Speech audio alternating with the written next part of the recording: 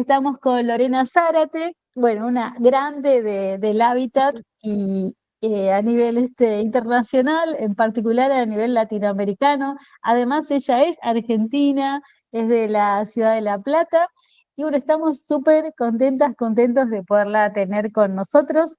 Vamos a recorrer algunos puntos de su trayectoria, sobre todo una trayectoria muy vinculada a la producción social del hábitat, el derecho a la ciudad, los derechos económicos, sociales y culturales, y bueno, una trayectoria de militancia, de lucha eh, por, por los más vulnerados en sus derechos, hoy actualmente trabajando más en la perspectiva de géneros. Y bueno, nada, te vamos a dar la bienvenida, una calurosa bienvenida, y pedirte bueno, si quieres agregar algo a esta presentación, y si no, que en este inicio del diálogo, donde queríamos que nos cuentes tu experiencia en el hábitat popular y el derecho a la ciudad, cómo te fuiste acercando, qué cosas te fueron llevando a esta trayectoria tan potente que hoy podemos contar. ¿Cómo fueron los inicios? Gracias. Bueno, primero muchísimas gracias, Eugenia, por la invitación y a toda la gente a cargo de este diplomado. Es un gusto para mí poder conversar con ustedes, aunque sea así, a distancia y sin verles las caras. Espero que haya en alguna ocasión oportunidad de verles las caras y poder intercambiar. Un gusto poder compartir esto. Gracias por la generosa presentación. Lo de grande yo creo que ya es por las canas y los años que llevamos en esto. Nos vamos poniendo grandes. Y, y bueno, ¿cómo empezamos en esto? Creo que es un poco como la vida te va llevando, ¿no? Hay algo de intención y de búsqueda y mucho de azar también y de cosas que la vida te va presentando en el camino, ¿no? Entonces, en ese sentido, muy afortunada también. Básicamente empecé con las inquietudes por los temas sociales y de la justicia social desde muy chiquita. Estaba en la escuela primaria, me tocó hacerla en Asunción, en Paraguay. Yo soy argentina, nací en La Plata y, y bueno, viví hasta los 7 años en La Plata y después nos fuimos a Paraguay unos cuantos años, que me tocó hacer básicamente toda la escuela primaria en Asunción. Y ahí estaba en escuela católica, en escuela que mezclaba monjas con maestras laicas, digamos, ¿no? Y, y gran parte de la currícula pasaba fuera de las clases, y entonces nos llevaban una vez por semana a hacer cosas afuera. Entonces, por ejemplo, una de las cosas que me acuerdo mucho es ir a participar en las clases con chicas y chicos de los barrios populares en Asunción, de la zona de la franja costera de Asunción, ¿no? De los bañados, de la zona baja de la ciudad que se inunda, ¿no? En barrios muy precarios y que tienen que reconstruirse cada vez que se inunda y se pierde todo. Y entonces situaciones muy difíciles, ¿no? De muchas carencias. Y como niña que iba a la escuela, claro, lo primero era llegar y ver que no era una escuela, era un tinglado, era un quincho, ¿no? Era un techo con unas columnas y un techo de chapa y unas columnas de madera más o menos mal puestas, eh, y un pizarrón y unos cuantos bancos y todas las chicas y chicos juntos, de distintas edades, ¿no? Y una maestra o maestro que le daba clase a todos esos chicos, y eso me impactó mucho, porque claramente era un contraste muy grande con la posibilidad que yo tenía de ir a una escuela, ¿no? Donde teníamos nuestra aula y teníamos otros espacios para jugar y hacer otras cosas, y teníamos muchas maestras distintas, y bueno. Y desde ahí, casi que sin hablar, ¿no? Y digo, esto fue importante, obviamente me di cuenta muchos años después, ¿no? En ese momento de lo que eso me iba a marcar y de lo que iba a significar en mí, pero desde ahí sin mucha palabra, sin mucho discurso de qué era la justicia social, o qué eran los derechos de las niñas y los niños, o qué eran los derechos de los habitantes, ¿no? A la vivienda y a un hábitat digno. Todo eso se te va impregnando y vas viendo las injusticias y básicamente te vas indignando, ¿no? Desde muy chiquita de lo que está mal, de las diferencias y de lo que está mal, y ya más grande empezás a pensar, bueno, ¿quiénes son responsables por esto, no? ¿Qué sistemas, qué estructuras, qué políticas, qué instituciones? Y bueno, eso se cruza ya la vuelta a Argentina con la secundaria en la época que vuelve la democracia a la Argentina en los 80s. Y entonces, claro, una escuela secundaria pública en La Plata, donde el tema de los derechos humanos, donde el tema de las y los desaparecidos, incluyendo las y los chicos de la escuela secundaria, ¿no? La película de La Noche de los Lápices que se está filmando en esa época mientras yo estoy en la escuela, me impactó muchísimo, por supuesto, ¿no? De hecho, es una película que vi a esa edad y que no pude volver a ver en mi vida, por todo lo que me genera, ¿no? Entonces, bueno, otras indignaciones y otras injusticias que se van sumando a esas y entonces la relevancia, digamos, de los derechos humanos, de la pelea por la democracia, de qué significa esto en nuestra vida cotidiana, ¿no? Como jóvenes y como adolescentes. Y ya después en la universidad, que también la hice en La Plata, y solamente porque la pude hacer porque la universidad es pública y porque peleamos en su momento en la década de los 90 para defenderla y que siguiera siendo pública, ahí ya se cruza con otras cuestiones, ¿no? Más de, yo estudié pedagogía e historia y alguna de esas cosas también muy importantes, ¿no? De cómo se cruza todo esto con lo pedagógico y con temas de historia urbana, un poco desde la formación de la universidad, pero después en realidad a través de mi trabajo paralelo en la Fundación CEPA, una fundación de arquitectos urbanistas y ambientalistas, mientras estudiaba trabajaba, y ahí fue una especie de formación paralela en arquitectura, en urbanismo y en temas de impacto ambiental en México y en América Latina. Sí, entonces, bueno, decía que se cruzó un poco ya en la universidad esta formación paralela, ¿no? Dentro de la universidad, en temas más de historia y de pedagogía, y afuera, trabajando con arquitectos, urbanistas y ambientalistas, ¿no? Y yo estaba ahí en el área editorial y entonces me tocaba revisar los textos y hacer corrección de estilo y escuchar todas las charlas y leer todos los documentos, y fue una especie de formación paralela, ¿no? Y de hecho fue esa experiencia de 5 años ahí en la Fundación CEPA y después un poco más a distancia, que hizo que cuando decidí irme a México, a fines de los 90, en parte porque la década neoliberal menemista me estaba enfermando, literalmente me estaba enfermando, el cuerpo, la mente, el espíritu y todo. Y bueno, por mis estudios en historia y demás, tenía muchas ganas de conocer México y tenía alguna gente conocida ahí. Primero me fui de paseo y después decidí quedarme un tiempo, que se volvieron 16 años, pero básicamente empecé a buscar trabajo en estas cosas, ¿no? Y por eso daba entonces los antecedentes. O sea, sabía que quería trabajar en el sector de la sociedad civil o las organizaciones no gubernamentales, no quería trabajar en el Estado, digamos, ni en el sector privado, y quería mezclar estas cosas, quería mezclar, ¿no? Mis preocupaciones y mi poca capacitación hasta ese momento y formación en temas de derechos humanos, de educación, de trabajar, ¿no? Con la gente en las comunidades, en los barrios.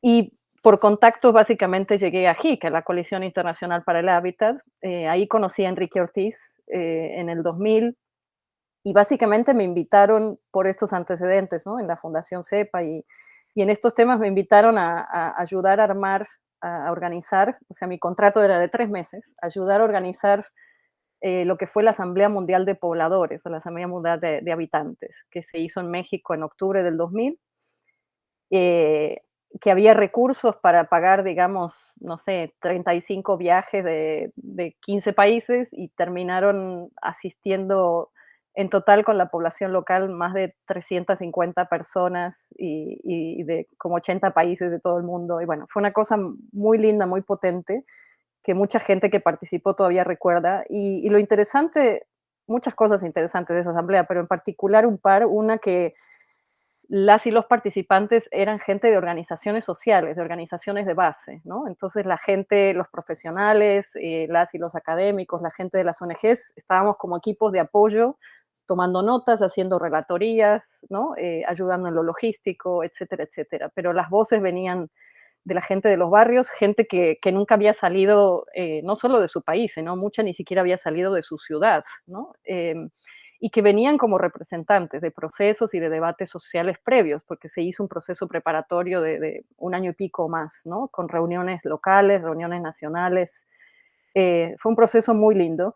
Y parte de las discusiones que salieron de ahí era la ciudad que queremos, la ciudad que soñamos, la ciudad que queremos, ¿no? Entonces, una ciudad habitable, una ciudad educadora, una ciudad incluyente, una ciudad productiva, una ciudad democrática, etcétera, etcétera, que se cruzó después y que fue una base muy importante para los debates que vinieron en los años siguientes en el Foro Social Mundial, en los foros sociales mundiales que se empezaron a hacer, ¿no? En Brasil, en Porto Alegre, desde el 2001 y de ahí en adelante muchos años consecutivos, foros mundiales, foros regionales, foros temáticos, ¿no?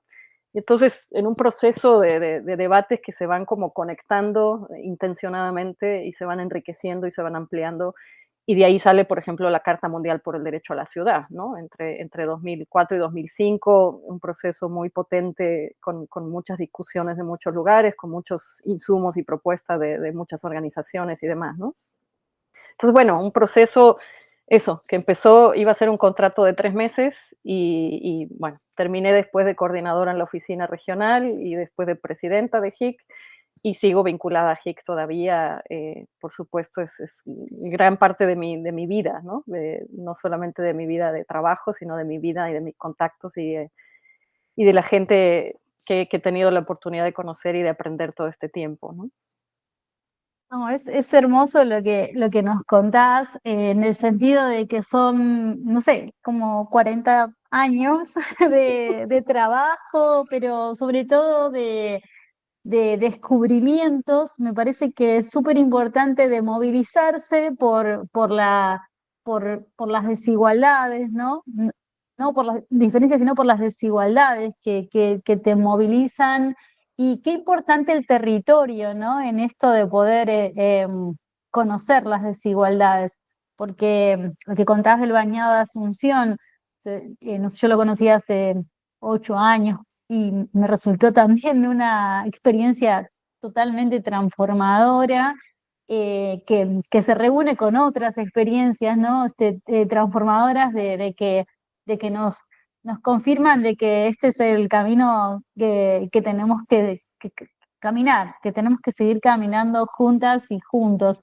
Y, y bueno, y en esto de los que te preguntábamos, ¿no? ¿Cuáles son esos hitos que van marcando la trayectoria? Todo el tiempo aparece como la inquietud, la búsqueda de moverse, de poner el cuerpo, ¿no? Eso es algo que en nuestra diplomatura estamos como tratando de poner en valor, casi te diría más que, que a veces que seguir las lecturas de un autor, sino como decir, bueno, movilicémonos, movamos el cuerpo y leamos o vayamos a buscar lo que se ha escrito de este tema hasta ahora, pero sin, no sé, seamos sensibles a eso. Y en ese sentido, bueno, un poco cuando empezabas a contar recién esta experiencia que hiciste sucintamente de HIC, nosotros nos preguntábamos, bueno, un poco más como con más profundidad, qué significó para vos esto de viajar a México e integrarte en una organización súper importante, lo que contás de hacer una asamblea mundial. O sea, ¿cuál fue tu experiencia de de integrarte a esto, la lucha por el hábitat a nivel internacional, ¿no? Qué fue eso? ¿Cómo impactó en vos y en tu quizás, y en tu proyecto político, por decirlo de alguna manera, ¿no? Personal y político? ¿Y qué incidencia tiene ONU Habitat en las políticas de los estados? ¿Qué nos podés decir vos? Más hoy que tenemos nosotros en Argentina a Milei de presidente diciendo que todas sus organizaciones no tienen ningún sentido y todo esto. Bueno, Ujú. escuchamos a ver qué podemos conversar sobre esto. Bueno, fue una experiencia increíble, ¿no? O sea, me abrió la cabeza y el espíritu y el corazón de muchas formas. Muy, muy afortunada de tener la posibilidad de trabajar al lado de Enrique Ortiz y de formarme con él. Enrique es un arquitecto mexicano, ya está todavía activo, ya en sus 80 largos. Es un maestro para muchas y muchos y muchas de nosotras en todo el mundo, diría, ¿no? Y a través de él, por la posibilidad de trabajar con él día a día, poder participar en un montón de reuniones y cosas, ¿no? Y eventos y demás con gente de las organizaciones, con gente del gobierno en México y en otros lugares del mundo. y fue muy impactante, o sea, no solo entender que era HIC como una organización en el papel y en general, en abstracto, digamos, sino a partir de él y a partir de verlo a partir de sus historias, de su trayectoria, de lo que él me contaba, ¿no? Y también de cómo él actuaba en esos espacios y con los demás, y sobre todo cómo las otras personas e instituciones lo miraban y lo reconocían a él, y a él representando una institución, ¿no? Enrique empezó como secretario general de HIC en los 90, también fue presidente, pero con una trayectoria que venía desde antes incluso, ¿no? Desde los 60 en las ONGs de México, había estado en Hábitat 1, en la primera conferencia de la ONU sobre estos temas en el 76, en Vancouver, en Canadá, o sea, había pasado por el gobierno también, con una trayectoria ya muy potente cuando yo lo conozco, no solamente dentro de HIC como red internacional, ¿no? Sino a muchos niveles, con muchos actores, con contribuciones importantísimas, sobre todo en el tema de la producción social del hábitat. Y bueno, entender eso, ¿no? Que era la red a partir del trabajo y de todo el tejido que él había ido haciendo, obviamente no solo, ¿no? Con un montón de otras personas y organizaciones, pero su manera de hacer. Entonces, entender también qué era HIC a partir de cosas, eso, de las emociones también, y no solo de la cabeza, ¿no? Lo que decíamos antes, no aprendemos solo con la cabeza, claramente. Y de hecho, quizás las cosas más significativas que aprendemos no son las que aprendemos con la cabeza, sino las que aprendemos a través de todos los sentidos, ¿no? Cuando todos los sentidos y todo nuestro cuerpo está involucrado en eso. Y bueno, fue realmente un privilegio enorme, algo muy acelerado, ¿no? Muy rápido y enseguida de, bueno, ¿y vos, Lorena, qué opinás de esto, no? Y yo estaba aprendiendo, o sea, no sabía casi nada de ninguno de esos temas, pero siempre como maestro muy generoso también de abrir espacios, y no era solamente así conmigo, sino que era parte de cómo actuaba en la red, ¿no? Y bueno, entender después que HIC en realidad y sobre todo la trayectoria de HIC en América Latina. Y esto es muy importante. HIC está a 2 años de cumplir 50 años como red internacional. Y hay algunas de las organizaciones que forman parte de HIC en América Latina que son incluso anteriores. Algunas tienen ya más de 50 años y algunas están por llegar a los 60 años incluso, ¿no? Y estoy pensando en COPEVI en México o en DESCO en Perú, por ejemplo. Bueno, la propia FUCBAM, ¿no? La Federación de Cooperativas de Vivienda de Uruguay, también desde los 70, o sea, muchas organizaciones con muchísima trayectoria.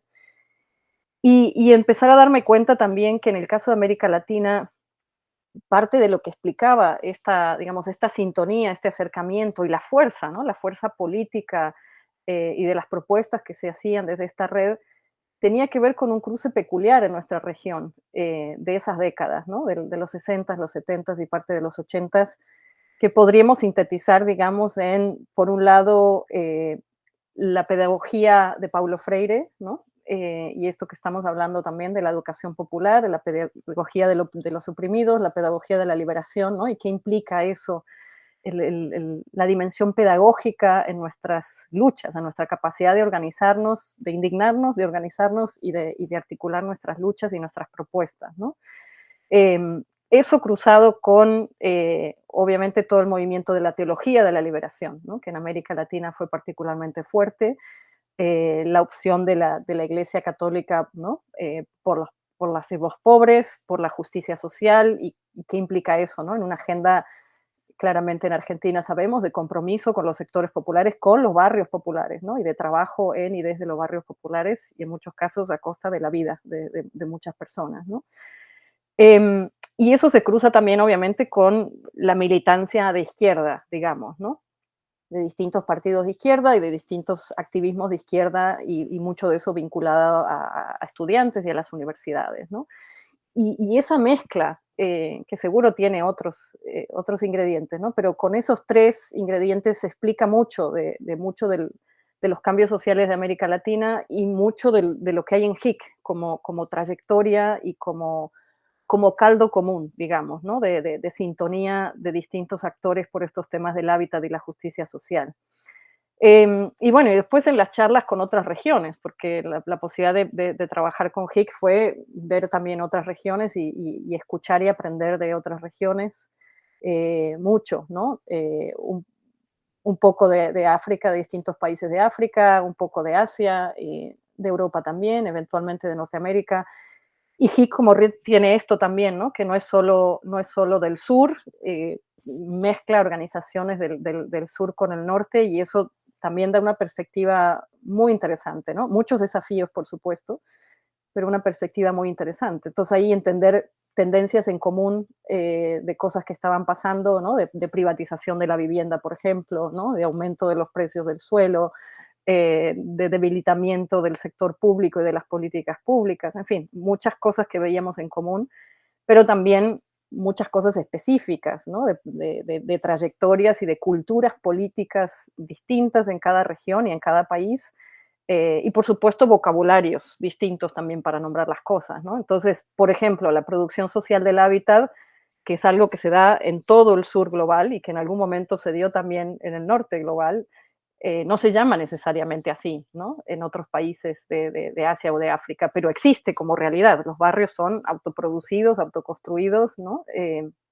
Pedazos enteros de ciudades por sus propios habitantes, pero no se llama producción social del hábitat, ¿no? Se llaman otras cosas. Y entonces, ¿cómo podíamos compartir, por ejemplo, ese lenguaje con otras regiones sin que fuera una imposición, ¿no? Y un poco lo mismo con el tema del derecho a la ciudad, por ejemplo, ¿no? Pero podemos volver a eso después. Y para contestar la segunda parte de la pregunta, y no irnos muy lejos,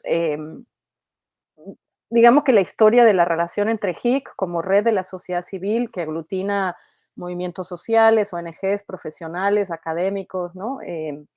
Activistas, eh, con ONU Habitat, que es la agencia de la ONU o el programa de la ONU y ahora la agencia de la ONU que se dedica a los temas de vivienda y asentamientos humanos, es una relación muy larga, desde el origen, de hecho. O sea, HIC surge en el 76, después de 1976, después de la conferencia de Vancouver y el programa Hábitat de la ONU también, ¿no? De hecho, se aparece 2 años después, en el 78. Entonces, hay una trayectoria compartida. Y por supuesto hay muchas cosas en común, pero no todas. Y a veces pasa que parece que hablamos de lo mismo y no necesariamente hablamos de lo mismo, ¿no? Por ejemplo, hay que poner la vivienda al centro de las preocupaciones y de las agendas. Bueno, pero no cualquier vivienda, ¿no? No cualquier tipo de vivienda, no cualquier tipo de construcción de vivienda, no cualquier tipo o un único modelo de tenencia de vivienda, por ejemplo, ¿no? Eh, Porque hemos visto que muchos gobiernos han hecho un montón de vivienda en lugares inadecuados, ¿no? O que no, a precios que no alcanza, que no son, digamos, asequibles para los sectores que más lo necesitan, ¿no? Que no son asalariados, etcétera. O viviendas únicas, un único modelo de vivienda o muy pocas tipologías para distintos contextos, distintos tipos de familia, distintos climas, o una sola forma de tenencia, la propiedad privada individual, cuando decimos no, el derecho a la vivienda es mucho más amplio. Entonces, poner la vivienda al centro no necesariamente es poner un enfoque de derecho a la vivienda al centro, que es mucho más amplio y más complejo y vinculado con infraestructuras, servicios, ¿no? Posibilidades de acceso a equipamientos, a oportunidades de empleo, de recreación, ¿no? Entonces, parece que hablamos de lo mismo, pero hay que ir más a fondo, hay que empujar esa agenda para ver que realmente estemos hablando de lo mismo, ¿no? O cuando Voy hablamos a de... hacer una Perdón, iba a hacer una pequeña digresión porque parece que puedas ayudar. Yo siempre que leí, escuché conferencias tuyas, vi como una centralidad en los derechos económicos, sociales y culturales, que de alguna manera explicarían esto que estás diciendo. No hablamos de vivienda nada más. ¿Querés ampliar un poquito sobre eso? Si tenés ganas, si te interesa. Sí, sí, claro. Bueno, justo a eso iba, digamos, con el tema del derecho a la ciudad, ¿no? Que a veces nos pasa un poco lo mismo, que parece que hablamos de lo mismo, incluso la ONU lo pone en algunos documentos, pero igual, derecho a la ciudad, para ellos se traduce muchas veces o para los gobiernos, en construir más, ¿no? O expandir la mancha urbana, o construir más infraestructura. Y no necesariamente es lo que necesitamos siempre y no necesariamente es lo mejor, ¿no? Entonces, ¿cómo miramos, por ejemplo, la función social y ambiental de lo que ya tenemos construido y que no se está usando, ¿no? Ya sea vivienda u otros equipamientos o servicios, cómo miramos vínculos urbano-rurales más balanceados y más justos también, ¿no? Y no de explotación del campo por la ciudad. cómo miramos las contribuciones de los pueblos originarios, de los pueblos indígenas, ¿no? En términos de saberes, de saber hacer, en términos de cosmovisiones y de conocimientos más amplios, ¿no? Entonces, parece que hablamos de lo mismo, pero no. Y esto, digamos, el derecho a la vivienda en sí ya va más allá de las paredes y el techo, ¿no? El derecho a la vivienda está definido en una frase como el derecho de toda persona a un lugar adecuado donde vivir en paz y dignidad.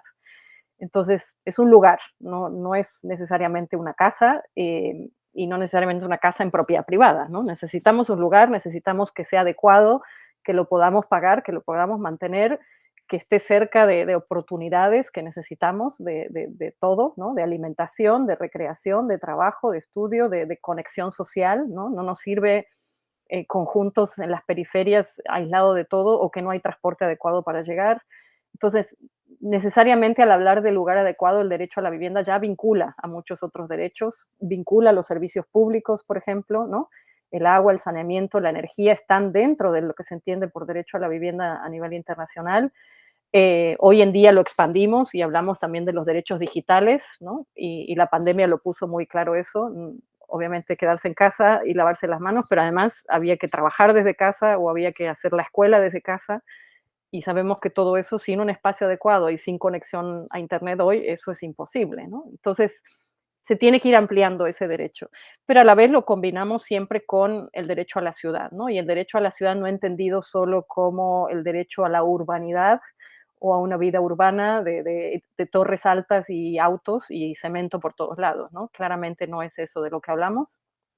Hablamos de unos territorios mucho más balanceados, unos territorios más justos, unos territorios más democráticos, que redistribuyen mejor lo que existe a nivel material, que consideran la participación de toda la población, ¿no? En la toma de decisiones que afectan no solo su casa y su barrio, sino la ciudad y la región en general y el ámbito regional, ¿no? O sea, entendida la ciudad-región, más allá de sus límites administrativos, porque claramente los vínculos de las personas cuando nos movemos, ¿no? Dentro del área urbana, incluye el área periurbana, el área rural, los vínculos de dónde vienen los alimentos que comemos, de dónde viene el agua, a dónde va a parar la basura, o sea, claramente eso va más allá de los límites administrativos y hay que gestionarlo de otra manera, ¿no?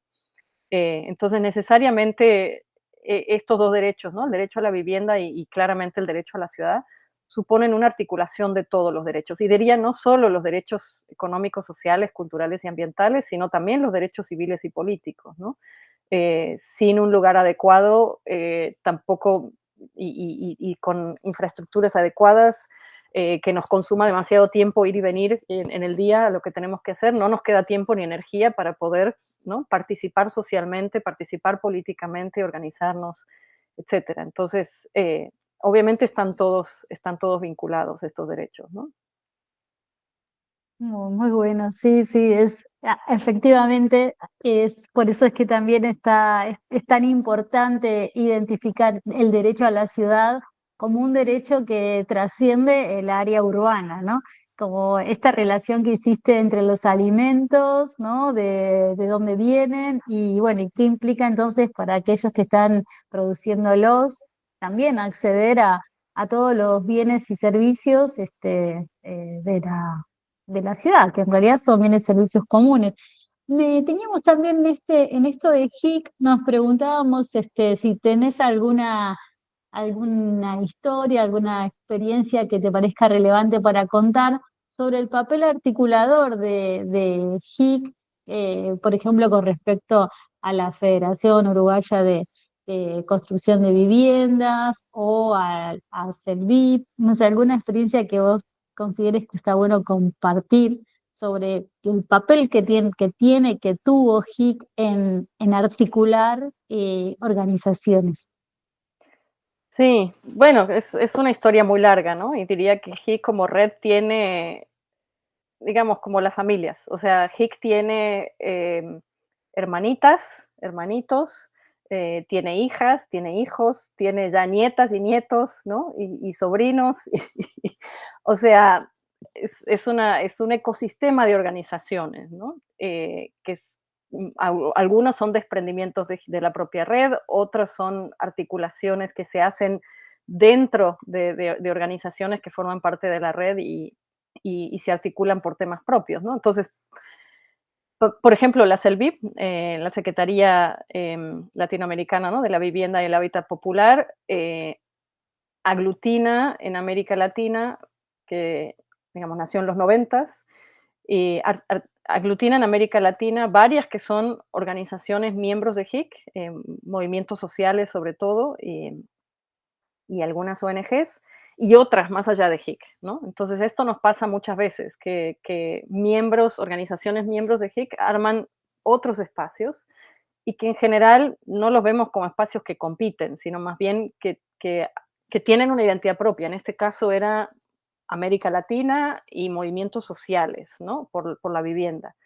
Y promoviendo los temas que promueve HIC, o sea, el derecho a la vivienda, el derecho a la ciudad y la producción social del hábitat, en particular con un énfasis en la dimensión autogestionaria de la producción social del hábitat, ¿no? Es decir, grupos organizados, en este caso movimientos sociales o la Federación de las Cooperativas de Vivienda, otras formas asociativas, que pelean entonces cambios a nivel local, como por ejemplo la ley 341 en Buenos Aires, o cambios a nivel nacional, ¿no? Como leyes en varios de nuestros países que se han ido promoviendo para que se pueda apoyar dentro de la política de vivienda la producción social del hábitat, o sea, no la producción privada de mercado ni la producción pública, que ya queda poca, producción pública directa, sino la producción que hace la gente, que en general la hace cuando, ¿no?, como puede, donde puede, en periodos muy largos de tiempo, frente a un montón de dificultades y obstáculos.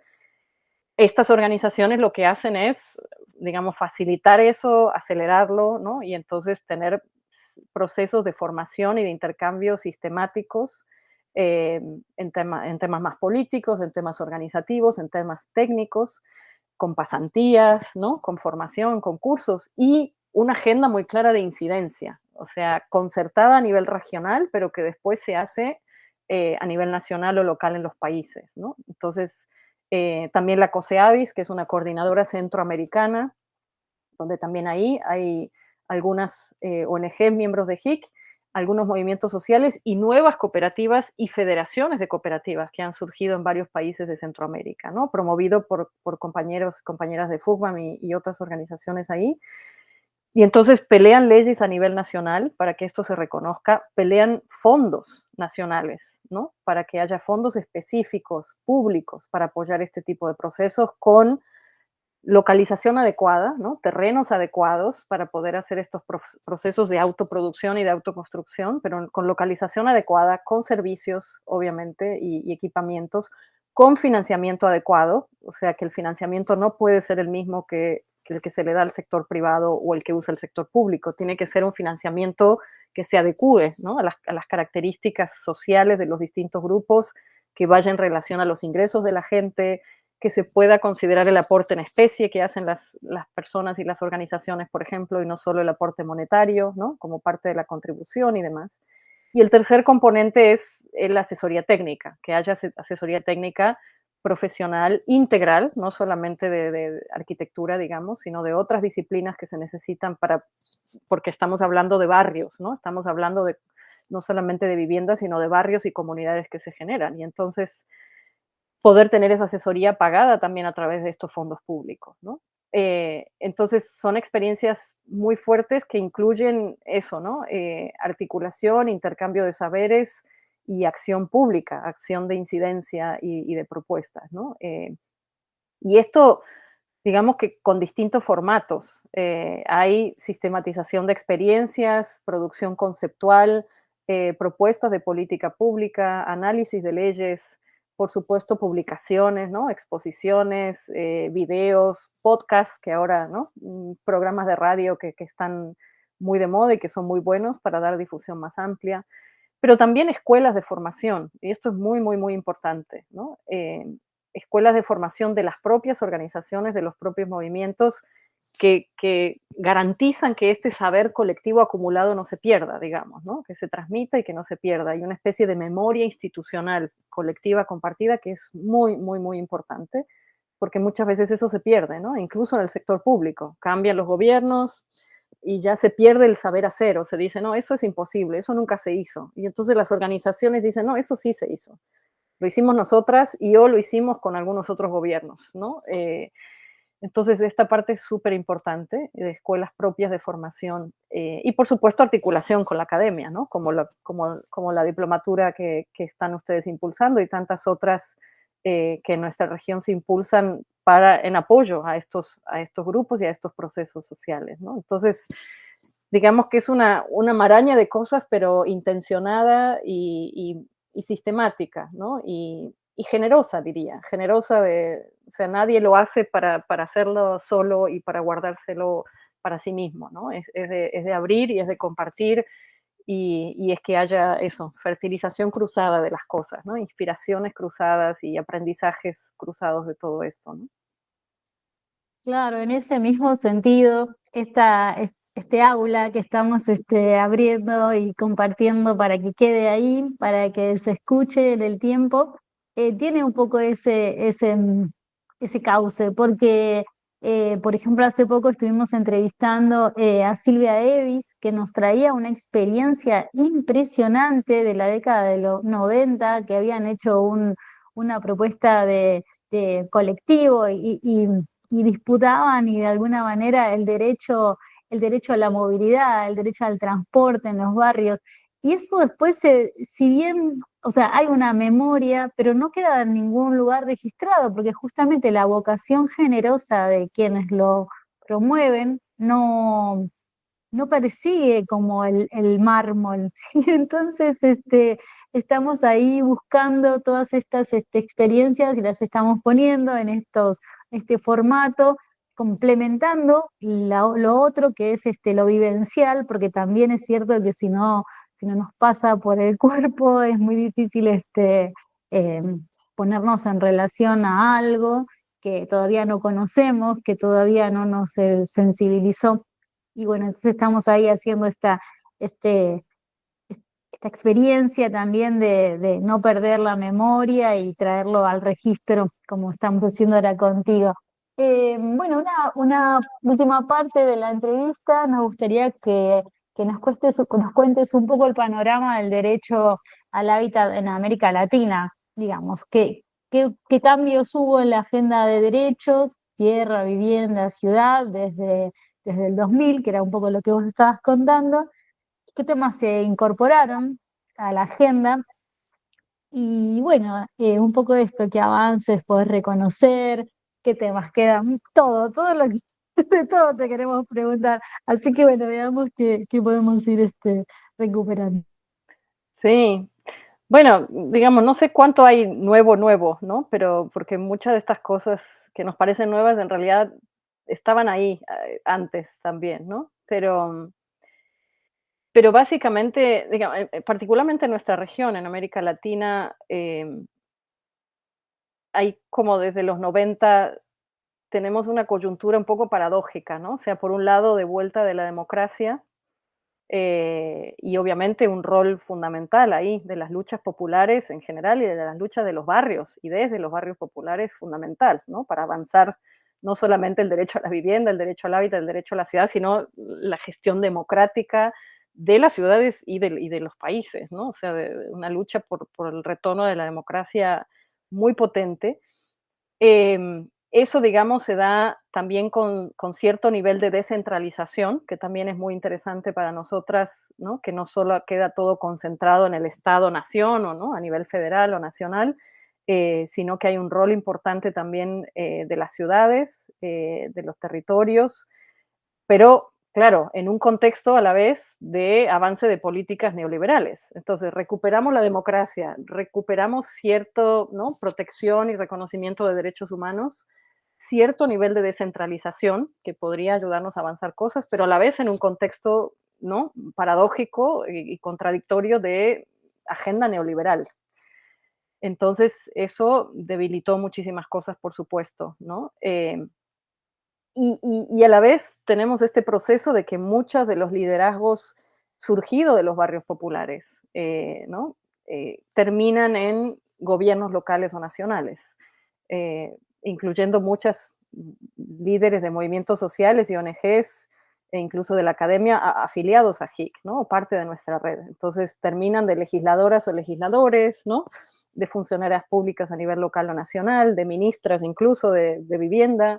Eh, y eso permite avanzar algunas cosas, pero también debilita, ¿no? A las propias organizaciones y a los movimientos. Y entonces diría, una de las cuestiones fuertes que creo que es nueva porque es parte de la historia de estos movimientos y que vemos como un desafío muy grande, es justamente esto de lo intergeneracional, ¿no? Y tiene que ver con esto de la memoria que decías también, ¿no? El diálogo intergeneracional y el aprendizaje intergeneracional. Eh, y concretamente en los mismos barrios, ¿no? No es lo mismo para la familia que llegó ahí y que, ¿no? Y que tuvieron que pelear por todo, ocupar la tierra y pelear por construir esas viviendas, a esos barrios que hoy ya están consolidados y hay 2 o 3 generaciones después de eso. ¿Cómo viven esas otras generaciones? Es totalmente distinto, ¿no? E incluso los barrios que hoy, ¿no? Los asentamientos que hoy se están generando y que hoy se están ocupando y que hoy se están construyendo de manera precaria, tienen una historia distinta de esa precariedad de los 80, ¿no? O antes. Entonces, creo que ahí hay algo de lo intergeneracional en muchas dimensiones y que deberíamos trabajar más intencionadamente, ¿no? Con las juventudes en general, con las niñeces, y tomarlo más en serio, o sea, hacerlo más intencionadamente, esos diálogos de saberes y diálogos de conocimiento, y tomar más en serio sus opiniones también, ¿no? Incluyendo en la planificación urbana y territorial, ¿no? Y qué queremos para nuestras ciudades y nuestros territorios, tomar en serio la voz ¿no? De las niñas y de los adolescentes para todos estos temas, cosa que todavía se hace muy poco. Hay algunos ejercicios interesantes. En Bogotá, por ejemplo, conocemos algunos más serios, que sí se toman en serio esa participación y no son solo actos lindos, ¿no? Con los niños o con las jóvenes, sino que se toman en serio esa participación. Pero creo que eso desde los propios barrios, desde las propias organizaciones, es muy importante que lo trabajemos intencionadamente. Y otros temas que decía, bueno, son nuevos o no son nuevos porque en realidad están ahí desde los 70 o antes. El tema de género, por supuesto, ¿no? El tema de la diferencia, de la diversidad de género, del rol de las mujeres en la construcción de estos barrios, de la relevancia de las tareas de cuidado y de qué supone eso en la construcción de los barrios, en la posibilidad o no de participar después ¿no? En la toma de decisiones. Sabemos que mujeres fueron y son protagonistas de estos procesos de construcción de los barrios y de gestión de los barrios, pero no siempre en cargos directivos, aún hoy, ¿no?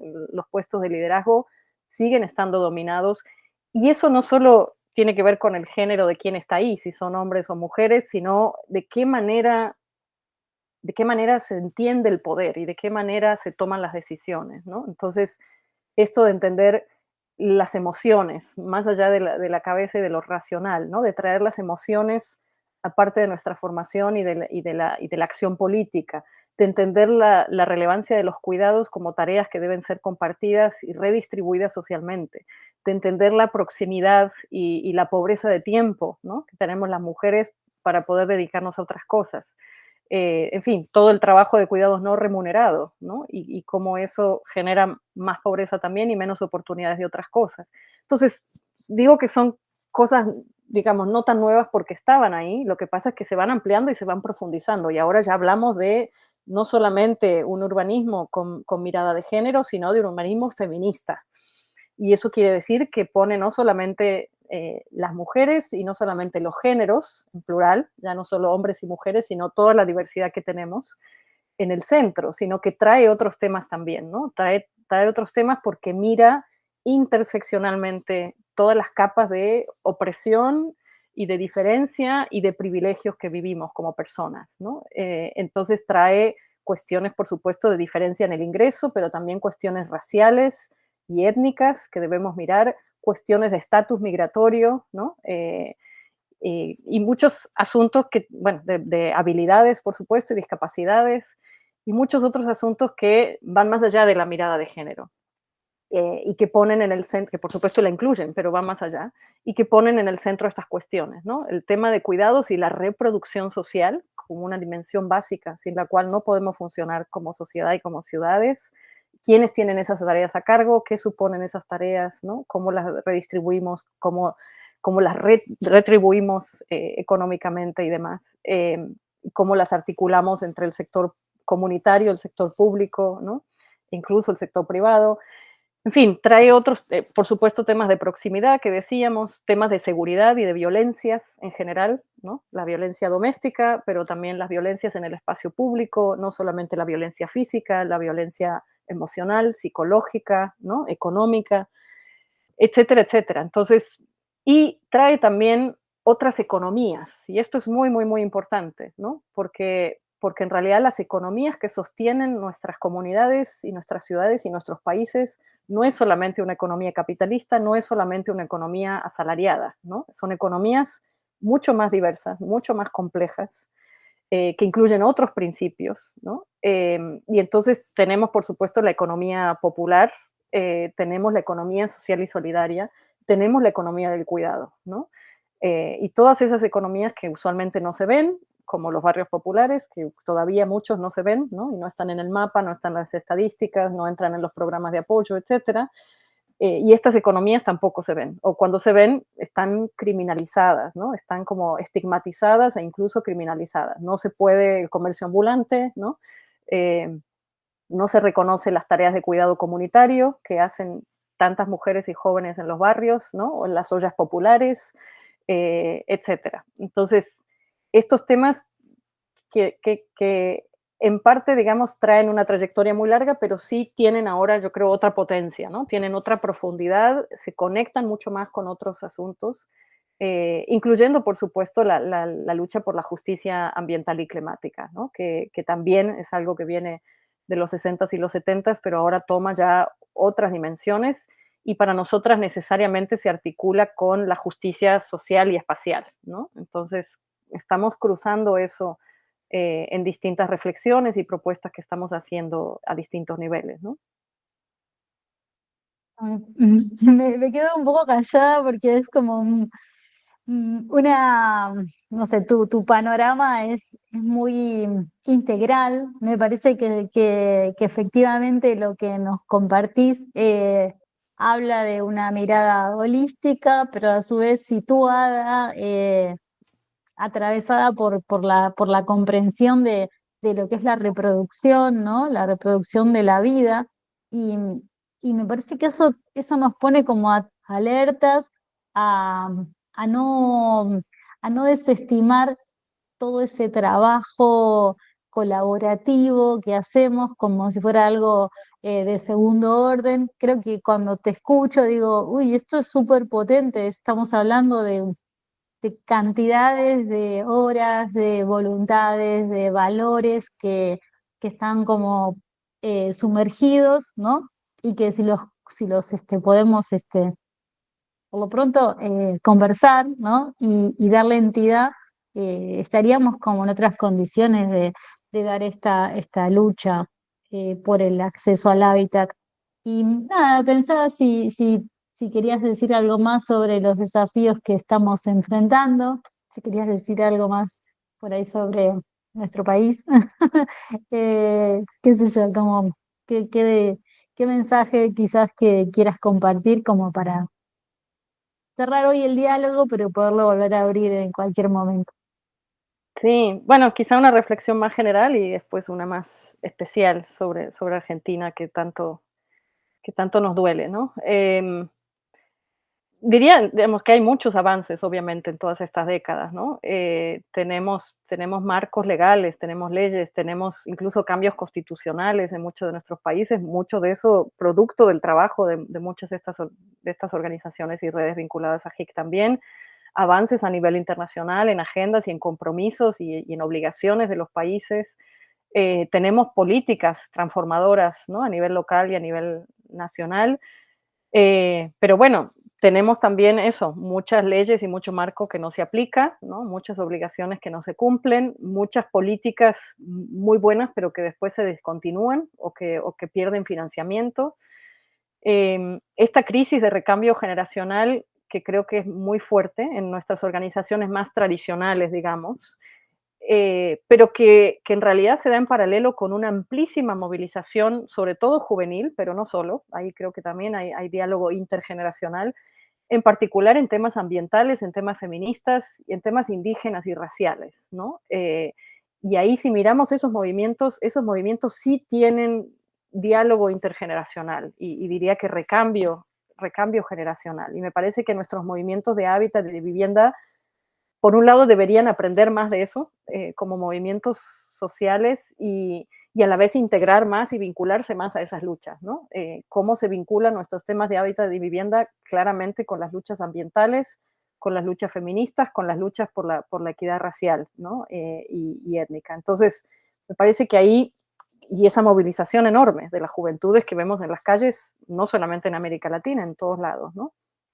En torno a estos temas. Creo que ahí hay un potencial muy grande de repensarnos, de repensar las luchas, de repensar nuestras estrategias, de repensarnos como organizaciones. Obviamente que no es borrón y cuenta nueva, ¿no? No hay que tirar todo por la ventana. Creo que tenemos mucho que compartir y a la vez mucho que aprender y mucho que discutir y pensar e imaginar juntas, ¿no? Y aquí algo que reclamamos mucho también es esta noción de innovación, porque la palabra innovación como que se la apropian algunos sectores, algunos actores y la entienden solo de cierta manera, ¿no? A veces esa innovación se hace solamente desde el sector privado, ¿no? Parece que son los únicos que innovan y que innovación es solo tecnología o cuestiones financieras y herramientas cada vez más locas de especulación, básicamente, y de economía de casino, ¿no? Y de robarle plata a la gente. O innovan las universidades, que sí, por supuesto, innovan, pero también innovamos en la sociedad, innovamos en las comunidades, innovamos en los movimientos sociales. Y esa innovación social me parece hecha desde estos lugares y en el sentido de mecanismos y metodologías de articulación, de toma de decisiones, de definir agendas, de hacer cosas juntas. Eso me parece que es lo que necesitamos hoy más que nunca, ¿no? Por la crisis, ¿no? De polarización social, de cohesión social, la crisis de sentido incluso, de para qué hacemos las cosas, en qué tipo de sociedad queremos vivir, ¿no? Entonces me parece que esto es fundamental. Y cómo trabajamos, claro, de manera articulada, ¿no? Una dimensión material de las necesidades y de las cosas que queremos cambiar en lo físico, estructural, en la dimensión institucional, hablábamos, ¿no? De la falta de memoria o del saber hacer o del mantra neoliberal como la única opción y la única lógica, o la cooperación con el sector privado como única lógica también. Y por supuesto una dimensión simbólica también y cultural, ¿no? Del imaginario, de lo que tenemos que abrir, de lo que es posible.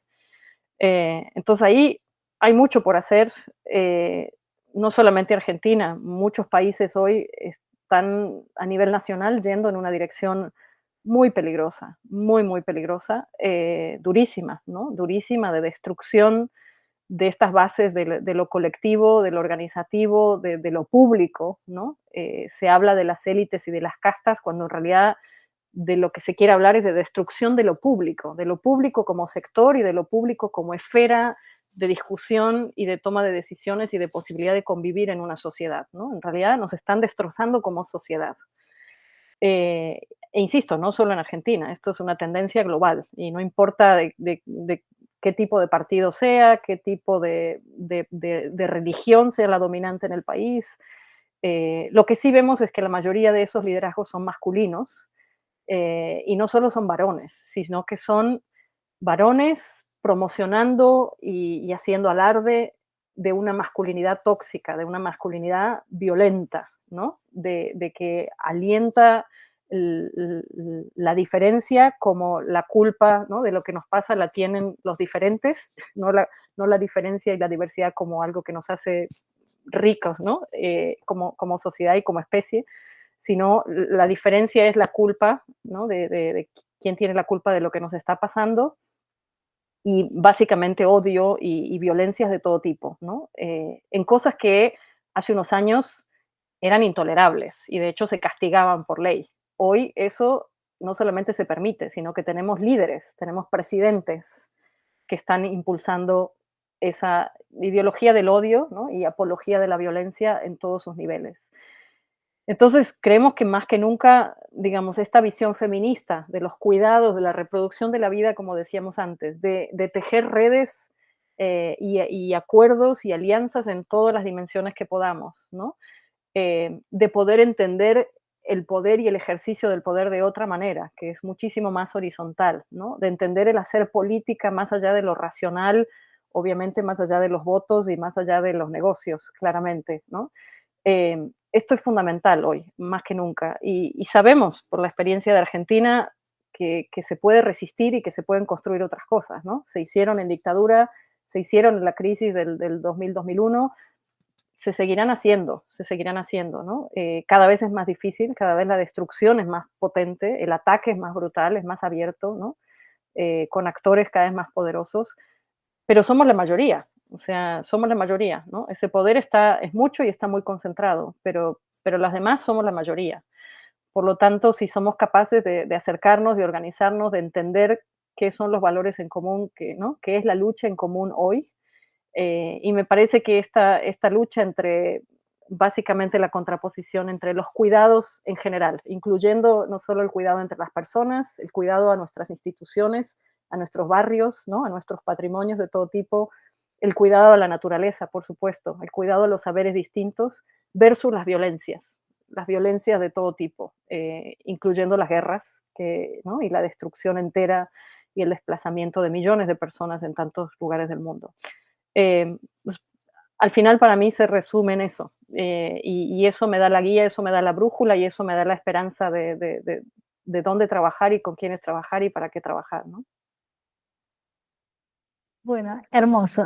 Muchísimas gracias. Tal cual que es el afecto lo que nos va a guiar para poder afrontar la crueldad. Pensaba en las madres de Plaza de Mayo, en las madres de las víctimas de Gatillo Fácil. No sé, siempre como em, esa ese amor o ese afecto muy como profundo por la vida y que permite reunirse y que permite como también hacerle frente a esta crueldad y a esta maldad que quiere instalarse como la única verdad. Creo que, como decías, todo lo que dijiste, por supuesto, estoy absolutamente de acuerdo, pero sobre todo valoro un montón que podamos compartirlo, que lo podamos compartir en una reflexión internacional prácticamente de la necesidad de tener mejores condiciones para el acceso al hábitat y a la ciudad y que eso sea en una perspectiva integral donde el eje es la vida. Así que muchas gracias y por supuesto te vamos a estar contando cómo sigue esto y ojalá puedas estar en Buenos Aires el año que viene cuando hagamos el cierre de la diplomatura. Un abrazo, gracias.